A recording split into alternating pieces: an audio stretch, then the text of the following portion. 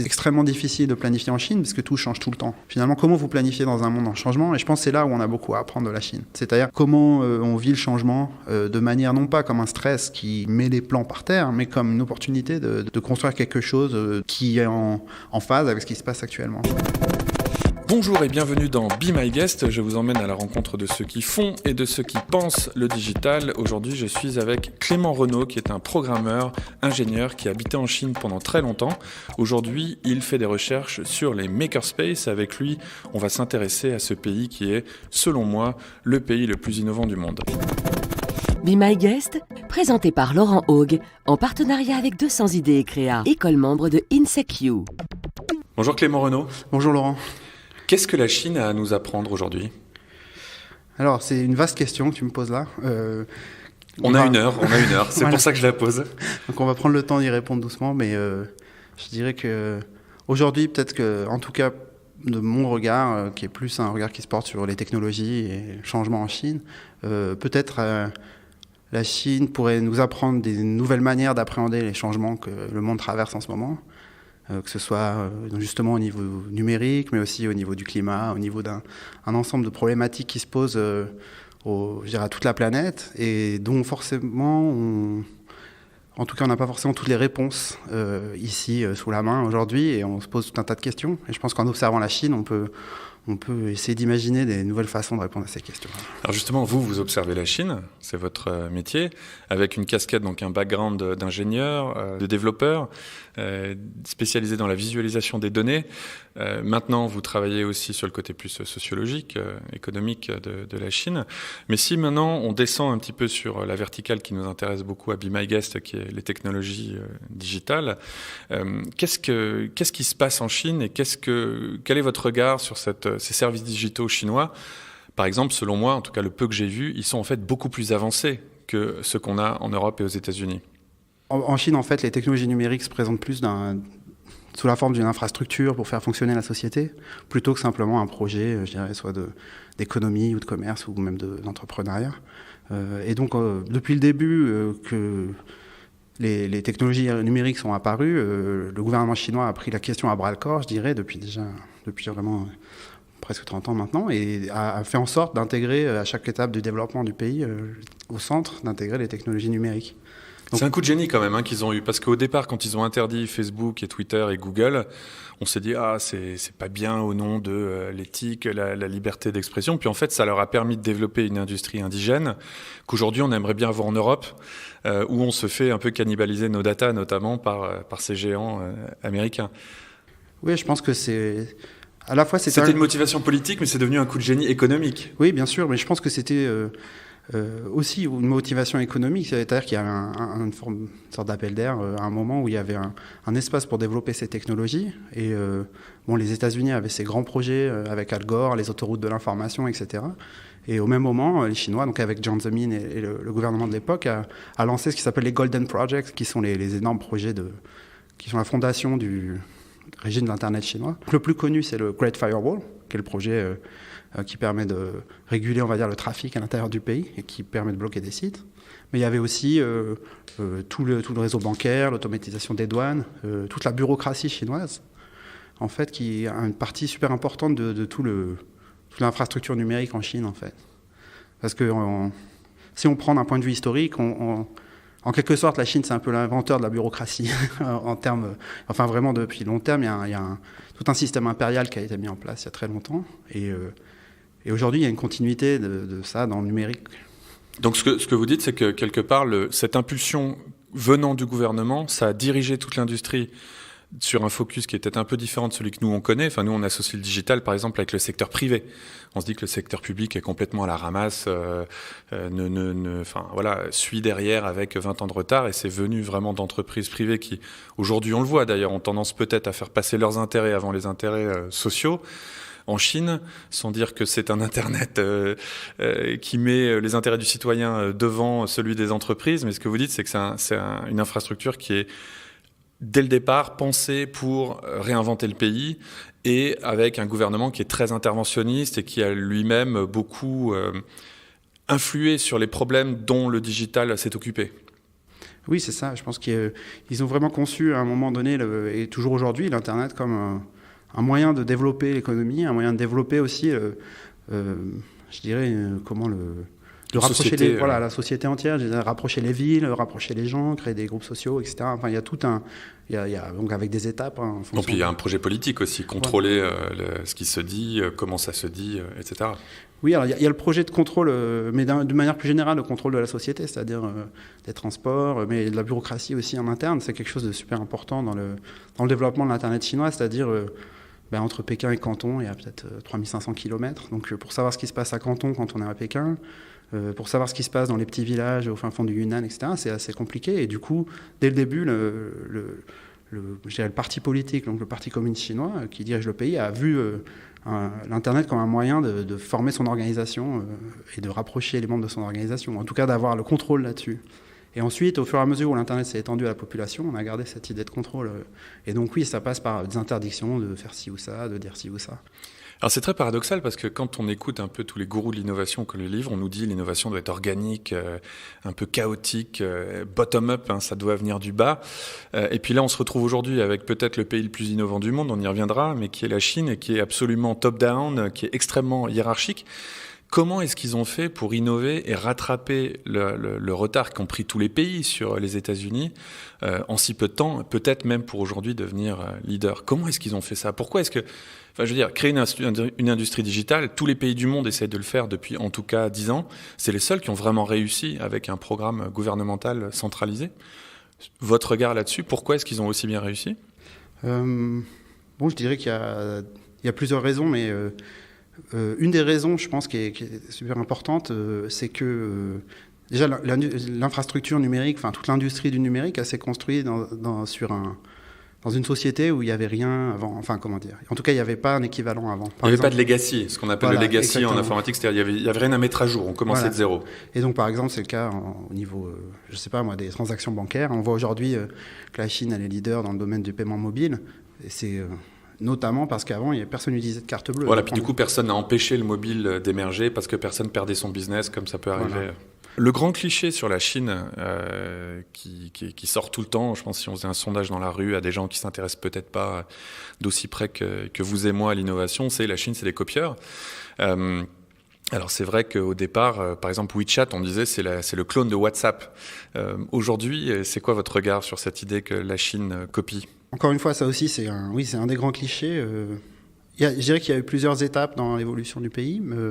Je pense que, je dirais que la copie, pour moi, c'est la base de l'apprentissage, on va dire. C'est-à-dire que quand on est enfant, on copie ce qu'on voit. Moi, j'ai appris le chinois en copiant, en répétant ce que les gens disaient. Il y a un processus comme ça de copie qui est un truc naturel d'apprentissage et qui a été super important en Chine. Et donc, c'est vrai qu'il y a eu tout un tas qui étaient associés à la contrefaçon.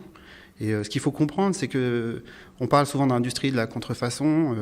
Il y a une des choses qui est importante, c'est que, je dirais en Europe, en tout cas en France, moi où j'habite en ce moment, on a une vision par exemple de l'usine qui est une espèce de grand hangar avec plein de gens qui travaillent.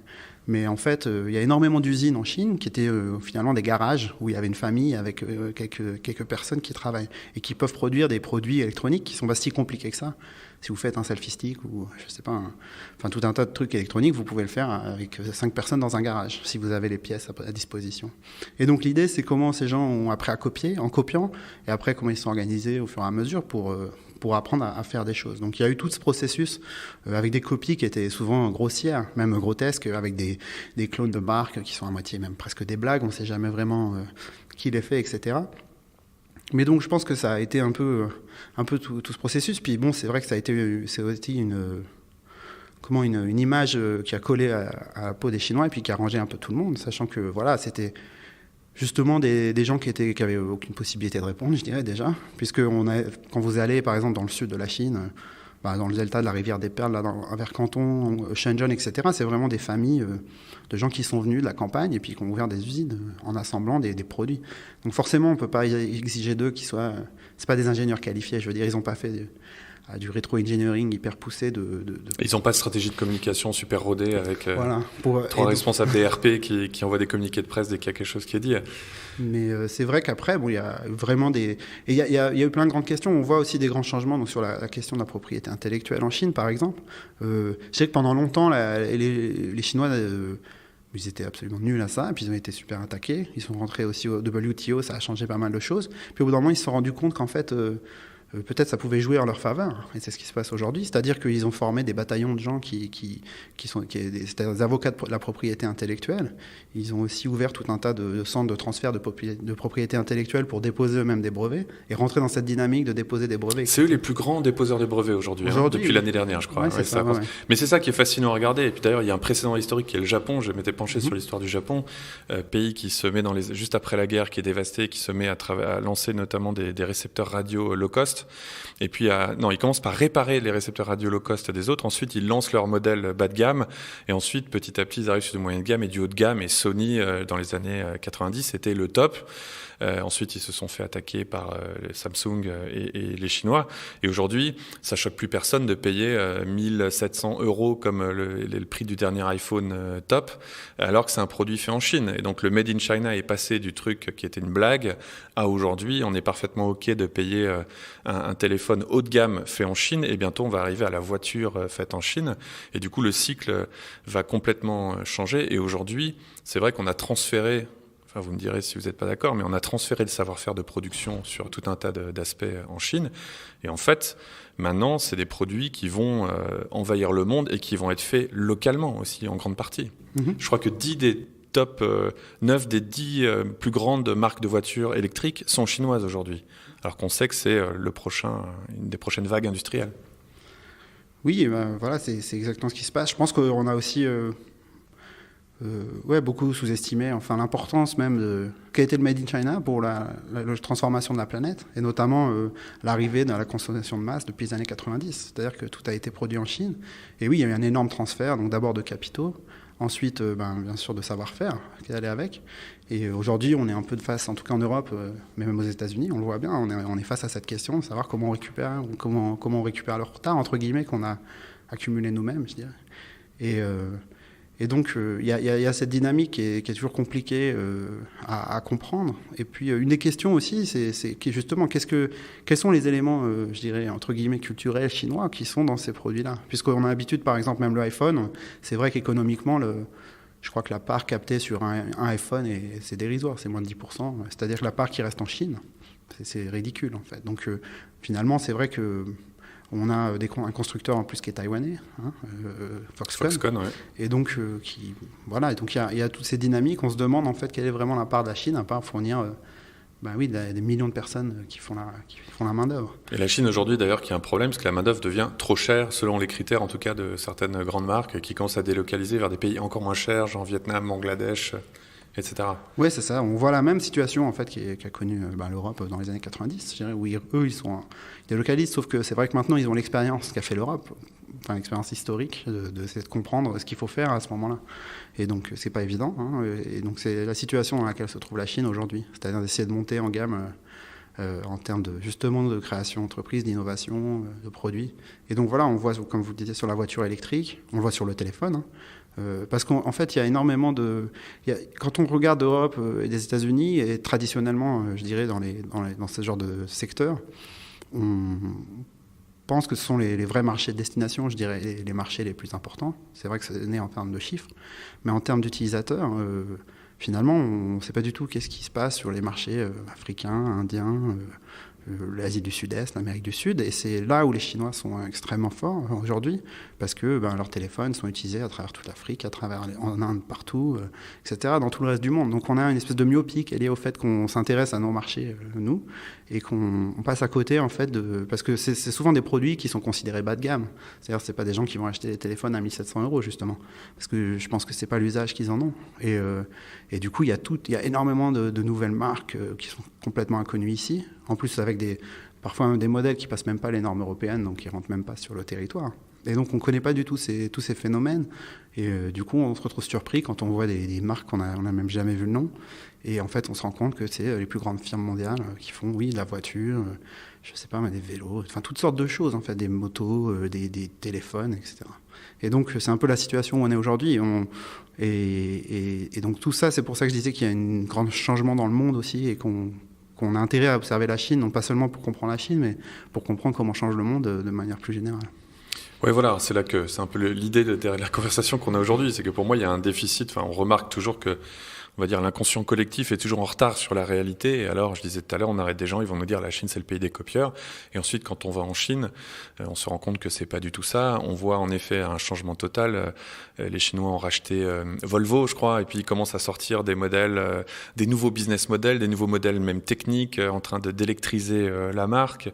On voit qu'il y a des business models beaucoup plus inventifs déployés en Chine qu'en Europe. On voit que les produits deviennent du haut de gamme. On voit que maintenant, la Chine devient même un marché où on a envie d'envoyer, nous, les containers qui rentrent à vide. On a envie maintenant de commencer à leur vendre des choses parce qu'ils ont leur niveau de vie qui monte. Et en tout cas, cette idée de la Chine comme un pays où on va acheter des faux t-shirts d'une marque X ou Y est complètement dépassée, même s'il n'a pas complètement disparu. Mais si on revient maintenant sur le digital, moi, un truc qui m'a frappé, donc je disais tout à l'heure aussi, quand un Américain va vous décrire WeChat, il va vous dire c'est le clone de WhatsApp, alors que si j'ai bien compris, le peu que j'ai vu en tout cas, c'est que WeChat est une sorte de plateforme 100 fois plus évoluée que WhatsApp. Est-ce que vous pourriez nous dire un petit peu ce qu'on peut faire avec, non pas pour parler de WeChat, mais de parler d'un exemple d'une technologie chinoise qui est beaucoup plus avancée, parce que je crois que dans WeChat, on peut commander des taxis, on peut aller voir son solde bancaire, on peut acheter des fonds d'investissement, on peut faire des cadeaux à sa famille, on peut vérifier l'identité de quelqu'un, enfin c'est incroyable. Et dire c'est le WhatsApp qui est pour nous, en tout cas, juste un simple remplacement au SMS, c'est vraiment dénigrer l'état d'avancement de cette technologie-là. Oui, je pense que c'est sûr que c'est beaucoup plus qu'un simple WhatsApp. Et je pense que même le fondateur de WhatsApp, je disais une interview récemment, même lui, je pense qu'il en est assez attristé.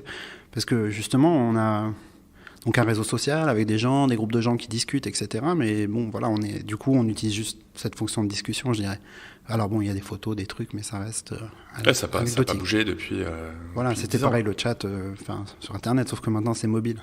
Mais et du coup, c'est bon. Alors WeChat, oui, c'est devenu un des centres, je dirais, d'activité humaine en Chine, quoi, parce que voilà, il y a les réseaux sociaux, donc j'ai un équivalent un peu de Facebook, ou en tout cas pour lire ce que font les autres, etc., pour suivre un peu. Et puis après, il y a tout l'aspect conversationnel, travail aussi, hein, c'est-à-dire des groupes de travail, etc., des discussions avec la famille. Et puis, il y a après toute la partie paiement maintenant. Donc, on peut acheter à peu près tout ce qui se fait. Enfin, en fait, c'est super simple. On scanne de téléphone à téléphone, ou on s'envoie de l'argent à travers le chat. Donc, même dans la montagne, si vous avez du réseau, tant qu'il y a du réseau, il y a quand même une très bonne couverture en Chine, vous pouvez donner de l'argent à quelqu'un qui a un téléphone. Et donc, sur la table au restaurant, il y a un QR code en bas à droite, et j'ai vu les gens payer en scannant ce code. Oui, mais vous pouvez même commander. Souvent, il y a le menu. Donc en fait, ça ouvre une appli, vous savez même des applis qui sont internes à WeChat, il y a le menu, puis vous cliquez sur ce que vous voulez, vous commandez, et puis le serveur il vous amène ça. Donc mais il y a tout un tas de systèmes comme ça, il y a plein d'applications qui sont développées. Et puis oui, voilà, encore une fois, je pense que WeChat c'est un des meilleurs exemples d'un genre d'infrastructure qui a été développé pour le pays en entier. En fait, avant WeChat, il y avait un autre logiciel qui s'appelait QQ, qui était un petit pingouin comme ça, qui avait justement été accusé de copie, même à raison, je pense, à un moment, mais en tout cas qui a été développé, qui était déjà l'équivalent de WeChat, mais pour l'ordinateur. Votre monde, à vous, c'est les makerspaces, donc vous avez beaucoup travaillé là-dessus. Pourquoi est-ce que ça vous a intéressé, donc particulièrement ces lieux-là ? Je sais que ça m'a intéressé au départ, déjà à l'époque où j'habitais en Chine, parce que déjà, moi j'ai découvert ces lieux en fait quand ils ont un peu, apparu. Un petit peu après, en fait, il y a eu le premier hackerspace à Shanghai. Moi j'habitais Shanghai, et donc j'y étais pour faire des ateliers. Alors pour les gens qui ne sauraient pas ce que c'est qu'un makerspace ou qu'un hackerspace, qu'est-ce que c'est concrètement ? Donc c'est ce qu'on appelait un Fab Lab un peu dans les années 2000, c'est un peu ça ? Ouais, c'est un peu ça. Enfin, à la base, c'est un atelier, si vous voulez, où on peut créer des nouvelles idées. Donc on a accès à des outils qui sont peut-être un peu trop chers pour les avoir chez soi, et puis il y a une petite communauté, et puis on crée ensemble et on invente des choses. Voilà, c'est ça. Et donc l'outil iconique, c'est l'imprimante 3D ou la découpe laser ou des choses comme ça. Du coup, voilà, il y a des outils qui sont là, mais surtout il y a des gens qui sont super compétents. Moi, quand j'étais à Shanghai, il y a toujours tout un tas de gens qui étaient brillants qui sortaient de chez Google ou dans des grandes boîtes, qui bossaient dans les grandes boîtes chinoises, etc. Et donc ça permettait aussi d'être au contact de gens qui sont super forts dans leur domaine, d'avoir comme ça une expertise, d'avoir accès facilement en demandant à quelqu'un, tiens. Et donc aussi de monter en compétences de façon importante sur des domaines technologiques où c'est difficile de se former, et puis surtout d'avoir accès à... Donc il y a une dimension apprentissage, il y a une dimension communautaire, il y a une dimension essayer des choses, apprendre. Et ça, en fait, c'est quasiment en train de devenir le modèle d'innovation dominant, en tout cas pour les grandes entreprises. C'est ce que les grandes entreprises essayent de faire. Qu'est-ce que vous avez appris au contact de ces femmes? Qu'est-ce qui vous a frappé dans leur façon de fonctionner? Déjà, bien sûr, il y a le côté communautaire qui est très fort. C'est-à-dire, je pense que c'est des lieux très importants pour rencontrer des gens, pour se rencontrer, aussi pour faire venir des gens. Et donc, c'est un vrai réseau international, finalement. Et donc, ça, c'est un des aspects fondamentaux. Puis après, il y a le côté atelier, workshop. Donc, comme vous disiez, pour les enfants, par exemple. Je pense que c'est devenu un des secteurs majeurs, et je pense que plus ça va aller, plus ça va l'être. C'est-à-dire l'intégration dans l'éducation primaire, vraiment pour les petits-enfants, de comprendre comment marche un ordinateur, comment on en fabrique un, comment on en démonte un, comment on fait un programme, etc. Qui est une compétence qui est de l'ordre d'apprendre à lire et à écrire pour moi bientôt. Et donc, il y a toute cette dimension-là. Après, il y a donc des fonctionnements aussi, donc selon j'allais dire les obédiences, mais il y a aussi c'est aussi des groupes, donc qui peuvent être très fermés des fois. C'est assez difficile d'accès. On arrive, il y a 20 geeks en noir en train de faire de la soudure, on n'a pas forcément envie d'y aller.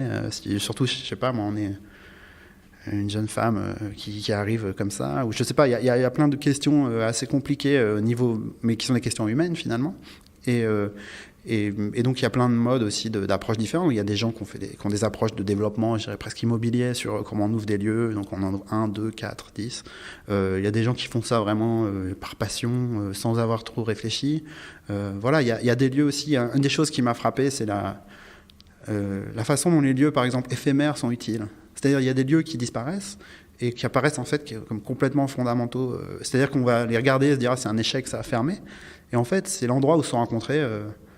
je vais dire, 300 personnes qui aujourd'hui ont monté un réseau hyper important. Et donc ça, par exemple, c'est une dimension qu'on a du mal, enfin, que je pense qui n'est pas assez mise en avant. C'est valorisé. Voilà, on insiste sur la pérennité, oui, payer le loyer, etc. Mais en fait, peut-être qu'à un moment, c'était pas forcément... et que justement, dès le moment où payer le loyer, c'est devenu plus important que s'occuper de la communauté, en fait, c'était bien que le lieu ferme. Et que du coup, ça a créé un réseau qui est maintenant un réseau important. Clément, si aujourd'hui, il y a une entreprise qui vient vous voir et qui vous dit qu'elle veut ouvrir un makerspace, comme il y en a des centaines aujourd'hui, c'est quoi les conseils que vous leur donnez ? Si on parle de la Chine, c'est-à-dire si quelqu'un voudrait aller là-bas, par exemple, parce que c'est une stratégie pour recruter des talents ou pour arriver dans un endroit, je pense que c'est quelque chose de super difficile, dans le sens où aujourd'hui, il y a eu tout ce plan, donc, qui est ma foi assez récent, puisque c'est un plan qui date de 2015, mais ça fait 3 ans, mais à l'échelle de la Chine... c'est long. Et donc, il y a eu énormément de buzz, je dirais, autour des makerspaces, qui est largement retombé. Et donc, aujourd'hui, c'est un peu l'expectative. Au niveau immobilier, c'est assez difficile. Les prix sont très chers, etc. Et donc, c'est pas forcément un moyen simple d'entrer, en tout cas, en Chine. Moi, je conseillerais plutôt d'aller voir les structures existantes, notamment, ou alors, justement, de trouver des gens qui sont investis dans ce qu'ils font et dans leur... De s'appuyer sur les réseaux existants pour essayer de construire quelque chose avec eux, ou en tout cas à travers eux peut-être même, avec leur aide, et pour essayer de construire quelque chose qui a du sens là où vous arrivez. Donc que ce soit en Chine, mais également ailleurs. Parce qu'on a souvent ce problème aussi de gens qui se projettent dans un projet précis. Donc par exemple, tiens, on va ouvrir un makerspace. Puis donc il y a beaucoup d'argent investi là-dedans, alors qu'en fait il y a déjà plein de gens qui sont là et qui ont peut-être besoin d'un lieu, ou qui ont peut-être besoin de ressources, ou peut-être qu'ils feraient des miracles si on leur donnait des ressources. Et c'est vrai que c'est souvent plus risqué, que on mesure combien de mètres carrés, etc. C'est facile à planifier, mais je pense que ce serait plutôt l'approche que je prendrais aujourd'hui.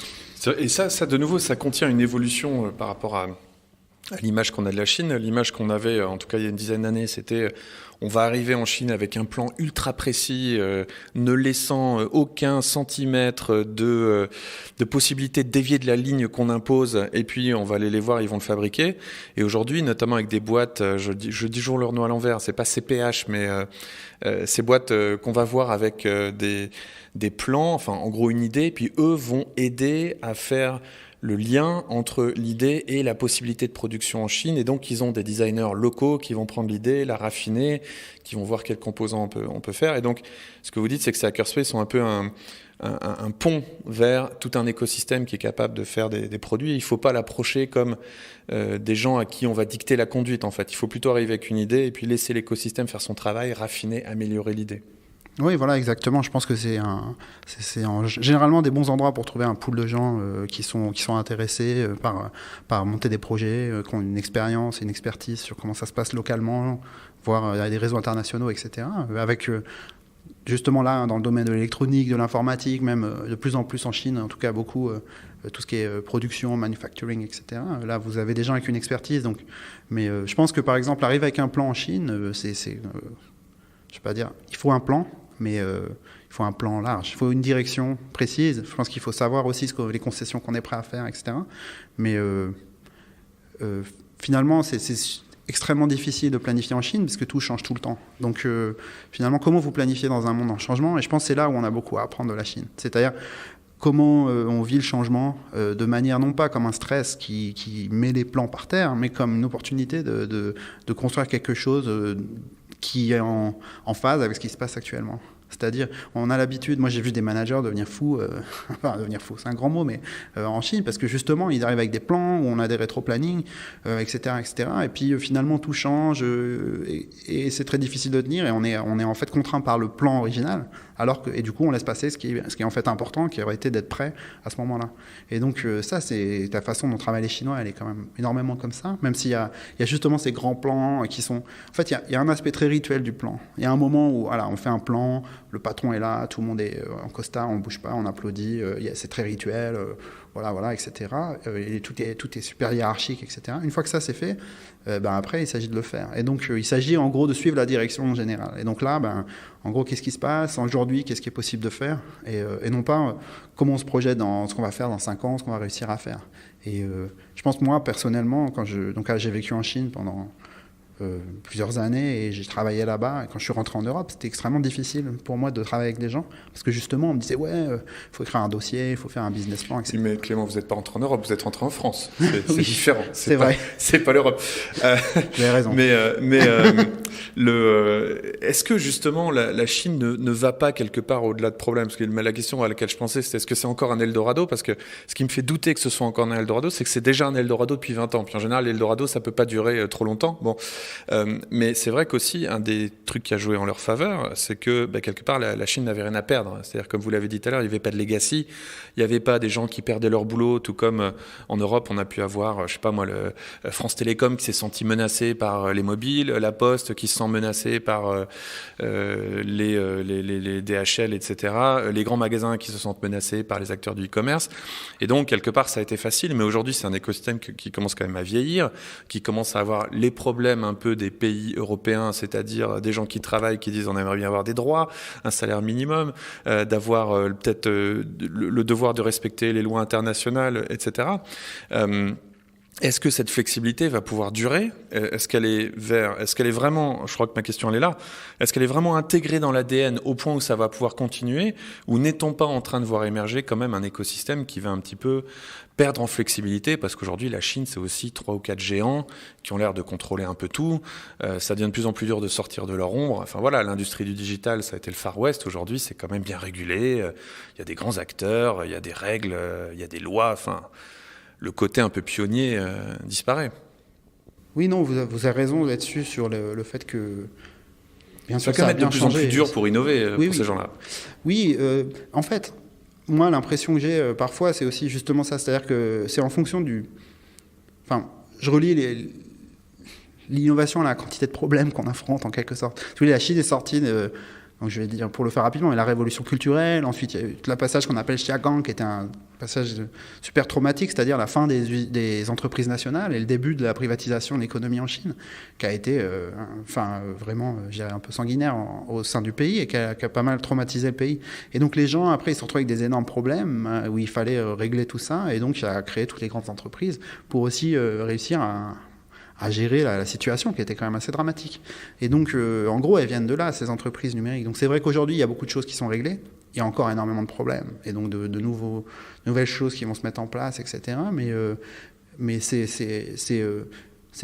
c'est vrai qu'on assiste quand même maintenant il y a des grosses entreprises qui sont très installées, mais il y a encore des secteurs qui sont encore complètement non développés, je dirais. Ouais, voilà, bon, la Chine, à part ça, on en parle comme si c'était un pays, mais c'est des dizaines de pays en fait. Enfin, c'est frappant. Là, j'étais donc à Pékin et à Tianjin. À Pékin, on s'en sort avec l'anglais, tout est clean, etc. Et puis Tianjin, c'est vrai que on a l'impression de faire un bond en arrière quand même de quelques décennies en termes de développement. Donc c'est aussi un pays qui est très varié et qui a beaucoup de visages, comme le peuvent être les États-Unis ou l'Europe d'ailleurs. On pense l'Europe comme un truc homogène, alors que voilà, entre le Portugal et la Suède, il y a quand même des grandes différences culturelles de niveau de développement, etc. Oui, bien sûr. Donc c'est vrai qu'on observe la même chose en Chine. Hein. Si vous allez même dans la mentalité, dans la façon dont les gens vivent, dans les traditions séculaires, etc. Même s'il y a une unité qui est par la langue, l'écriture, il y a quand même, c'est vrai, un fond de culture commun. Voilà, vous avez autant de différences entre la Suède et le Portugal, si vous êtes entre Canton et, je sais pas moi, le Dombay, enfin le nord-est du pays. Donc il y a vraiment ces différences, elles sont flagrantes. Et c'est vrai qu'il y a encore...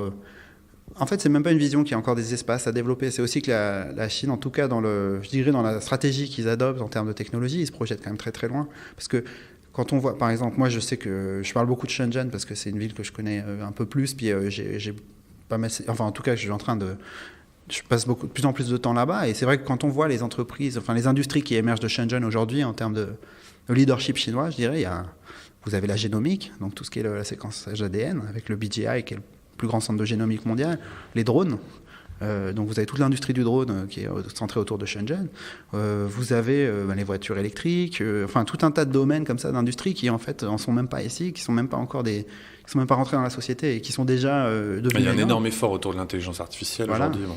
À voir jusqu'où ça va, mais ce que vous dites en fait, c'est que toutes les industries, la prochaine vague de grosses industries majeures dans le digital est implémentée à Shenzhen, et ça serait pas étonnant que ce soit là-bas le centre du monde de l'innovation. Enfin qu'on passe de Palo Alto à Shenzhen, un peu comme pôle Nord des technologies digitales. Oui, en tout cas, oui, c'est en tout cas qui est vraiment une énorme influence de cette ville sur la planète, c'est sûr. Même on le voit, enfin, je sais pas, moi, par exemple, quand je vois le Bitcoin, qui a pris une telle importance dans les dernières années, bon, ben voilà, enfin, pour moi, c'est quasiment une monnaie locale chinoise. C'est-à-dire que tous les gens qui produisent les ordinateurs, tous les gens qui travaillent autour de ça, les trois quarts sont basés à Pékin et ils font produire ça à Shenzhen. Et donc, il y a une... En fait, on ne se rend pas vraiment compte de tout ça, mais tout le monde de la production informatique et la vitesse à laquelle le Bitcoin, par exemple, a changé, a évolué, et les machines ont évolué, ça n'aurait jamais été possible sans une industrie comme il y a autour de Shenzhen, et la vitesse qu'ils ont, la capacité de livrer en quelques semaines des nouvelles machines. Clément Renaud, est-ce que vous avez vu un produit ou un service chinois où vous avez dit « Tiens, ça c'est quelque chose qu'on devrait copier, nous, en Europe » À regarder comme ça, je dirais qu'une des choses intéressantes peut-être dans laquelle on pourrait s'inspirer, c'est justement tout ce développement du numérique dans le monde rural, et notamment pour des endroits où qui sont pas du tout associés pour nous à la culture numérique, mais il y a énormément de programmes justement ou de services même qui permettent un peu clé en main comme ça d'avoir accès à tout un tas de services numériques, donc des plateformes, donc des applications, etc. pour les commerçants en milieu rural, mais aussi les agriculteurs. Et je pense que ça, c'est une chose qui est encore mal conçue ici, c'est-à-dire le rôle qu'a la population dans son ensemble. Et je pense qu'on pourrait multiplier les exemples comme ça, mais une des choses qui est frappante avec même les grosses entreprises chinoises, que ce soit Taobao, Tencent ou n'importe quoi, c'est qu'ils s'intéressent vraiment à une frange de population qui est très très très large, qui est très très très variée. Je dirais que par exemple, si on prend Tencent, on va dire ils ont presque 1 milliard d'utilisateurs, et Facebook également, mais Facebook, ils vont avoir en gros 25-40 ans dans les grandes villes du monde, quoi. Donc c'est des urbains de 25-40 ans qui ont des ordinateurs, etc., ou des téléphones. Et donc c'est en fait un côté beaucoup plus homogène que quand on prend les utilisateurs de Tencent, vous allez avoir les gens qui sont des cadres supérieurs, etc., tous les businessmen, mais aussi les gens qui sont fin fond de la campagne, peut-être qui s'appellent lire. Enfin, donc il y a une variété aussi des gens très très âgés, des enfants. Donc voilà, il y a comme ça une diversité dans leurs utilisateurs qui se reflète dans la plateforme, qui est d'une simplicité quand même assez frappante quand on l'utilise. C'est vraiment très simple à utiliser. Et donc ça, c'est ce souci d'avoir des produits ou en tout cas des services qui font partie de je dirais, du tissu social commun à différents mais groupes de on population. revoit ce que vous dites depuis le début, c'est-à-dire que la technologie a complètement un autre rôle là-bas, quoi. C'est que c'est pas du tout un truc où peut-être on va aller cibler la partie de la population qui a le plus d'argent. Non, on va essayer de faire c'est une sorte de service public. Enfin, en tout cas, de nouveau, l'État est beaucoup plus proche de l'entreprise et du coup, ça amène une contribution sociale qui est très différente. Une dernière question, puisque donc cette émission, on l'a fait en partenariat avec l'école Créa, où nous sommes d'ailleurs aujourd'hui pour faire cette interview.